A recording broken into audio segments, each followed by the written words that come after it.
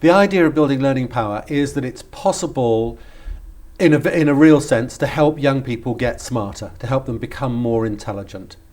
And the real reason for doing that is to give them the confidence that they will be able to face tricky stuff of all kinds, problems, challenges, out there in the big wide world in their real lives, both now and in the future. The science behind BLP gives us the confidence that this is a real possibility. There are all kinds of experiments and studies that have been carried out in the last few years which show that, contrary to some popular opinion, it really is possible to get smarter. It's possible to help young people become more intelligent, and we're beginning to understand what that means in some degree of detail. Intelligence is not some general purpose pot of fixed sized ability that the genes or the good Lord gave you when you were born and that you carry around with you for the rest of your life.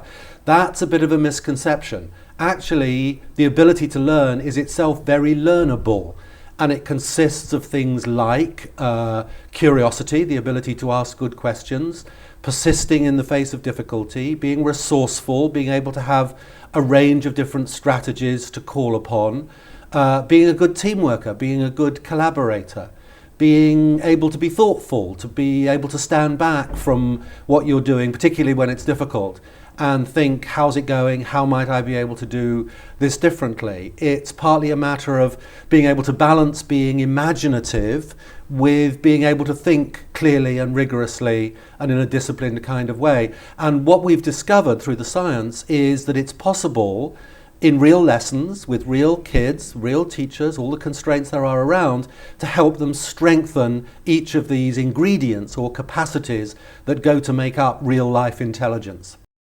That's the theory, Professor, but how does building learning power work in practice? What we've discovered is that the way to build the capacities of the powerful, confident, real-life learner is not so much a kind of adding on little bits and pieces to lessons, but just adjusting in a way that many teachers find quite comfortable a number of aspects of the way they design lessons, and indeed the way a whole school is designed. Just changing the way we talk to students, for example, can make a big difference. If instead of always talking about work in the classroom, get on with your work, get back to your work, how's your work coming on? If you focus attention in the chat that goes on in a classroom more on the learning, how are you learning? What's difficult about that? What would make that easier for you? Then we find that that shifts the focus and shifts the interest of young people, so they begin to become more interested in the process of learning itself. Even little things like what you put on the walls, what aspects of students' work, let's call it work, you put on the walls makes a big difference. In a conventional school, all you ever see on the walls is the perfect product, the perfect output, the final result. And the walls therefore show no evidence of the learning process, no evidence of the drafting or the trying or the 2 steps forward and 1 step back, which is absolutely integral to the process of learning itself. So there are lots of schools you can go into now where, as well as displaying work that students can be justifiably proud of, they also display the draft so the students can be proud of their progress as well as proud of the final product. Little things like that can add up to a really significant culture change in a classroom and in a school, so that the young people themselves come to feel that something different is going on here. This isn't just about completing tasks and jumping through hoops. This is actually about, as we call it in building learning power, building their mental fitness, stretching their learning muscles in ways that they understand will be useful in exams, for sure, but also out there in the big wide world, in their footy training, in their dance class, and in their lives beyond school. So how do you think it's possible to judge the success of building learning power? What does make it successful? We're very clear, after 12 years of experimenting and working with thousands now of ingenious and imaginative teachers, that this program is successful. It's successful because you can hear it from the mouths of the students.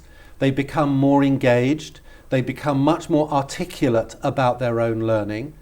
You see it in the raised examination success. Students who feel more confident, more resourceful, more resilient, do better on exams. They don't get thrown by the question that they don't immediately recognize. They're more able, because they've learned to stay intelligently engaged with something that is a little bit confusing or they find a bit difficult, and give it their best shot. And their best shot will usually get them some marks.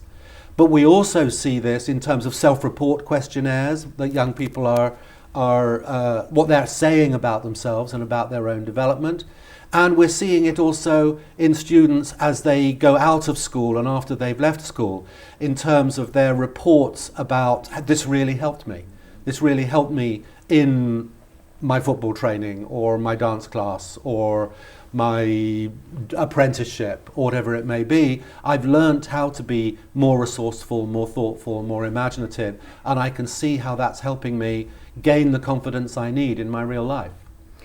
Do you think that this approach will become a sort of very central part of education in the UK going into the future? The approach really seems to appeal to teachers and head teachers.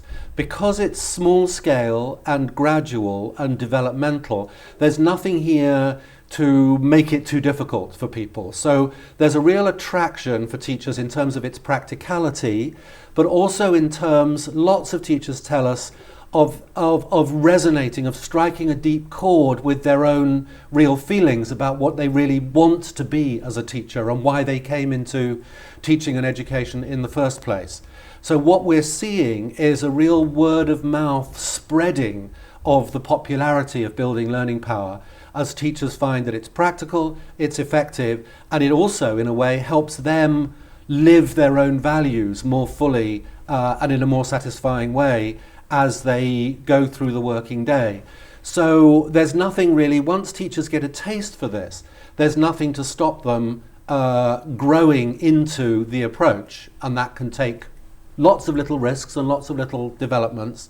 But we're finding more and more teachers, more and more schools are being drawn to this approach, and I think it will become not only nationwide but worldwide within the next 10 years or so. It's certainly, if you go to schools in Thailand or Singapore or Australia or New Zealand, you'll find this approach and approaches like it also becoming extremely popular.